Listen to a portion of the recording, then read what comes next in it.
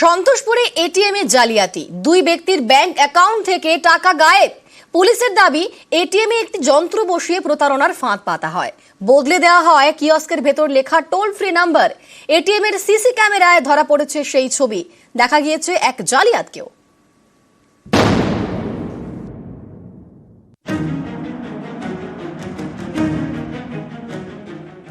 কলকাতার survey park থানা এলাকার সন্তোষপুর।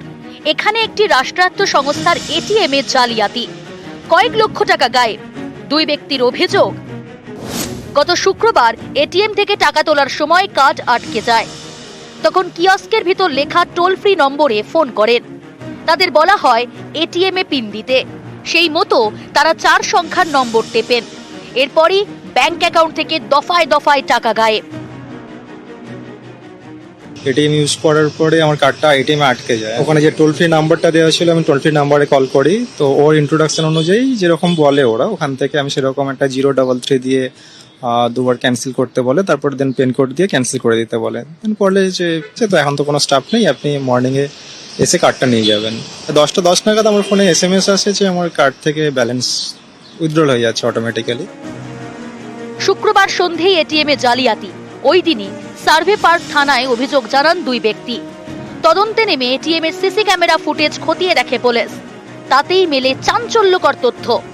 তদন্তকারীদের দাবি, সিসি ক্যামেরার ফুটেজে দেখা গিয়েছে টুপি পরে এক ব্যক্তি এটিএম এ ঢোকেন, একটি ডিভাইস এটিএম এ লাগিয়ে দেন, বদলে দেন কিয়স্কের ভিতর লেখা টোল ফ্রি নম্বর। এরপর আলাদা আলাদা সময় এটিএম এ ঢোকেন দুই গ্রাহক। এটিএম এ কার্ড ঢোকাতেই তা আটকে যায়। তারা বেরিয়ে যাওয়ার পর এটিএম থেকে খুলে নেওয়া হয় ডিভাইস। এটিএম এ নিরাপত্তা রক্ষী নাই থাকতে পারেন, কিন্তু টোল ফ্রি নম্বর বদলানো হলো কিভাবে এটিএম এ যন্ত্র লাগিয়ে দেওয়া হলো? এসব রুখতেই নজরদারি কোথায়? গ্রাহকদের জমানো টাকার সুরক্ষা তাহলে কতটুকু? এটা দেখুন, এটা যদি সিকিউরিটি থাকতো অবভিয়াসলি ঘটতো না, কারণ এত কিছু করা তো মানে একটু সময়ের জন্য সম্ভব নয়।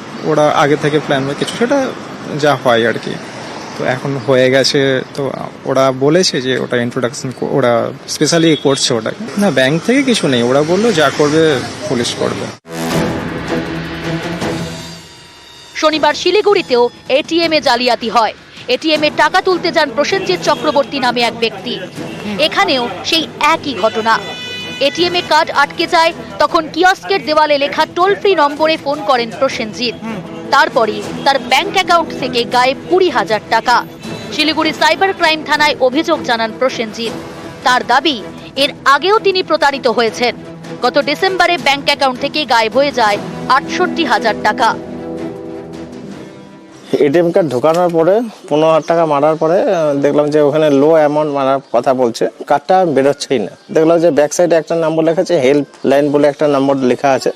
ওখানে যখন কন্ট্যাক্ট করে বলে যে হ্যাঁ, এই মেশিনটাতে একটু সার্ভারে একটু প্রবলেম আছে, 10,000 করে দুবার ট্রানজাকশন হয়ে গেছে। নিউজ 18 বাংলা।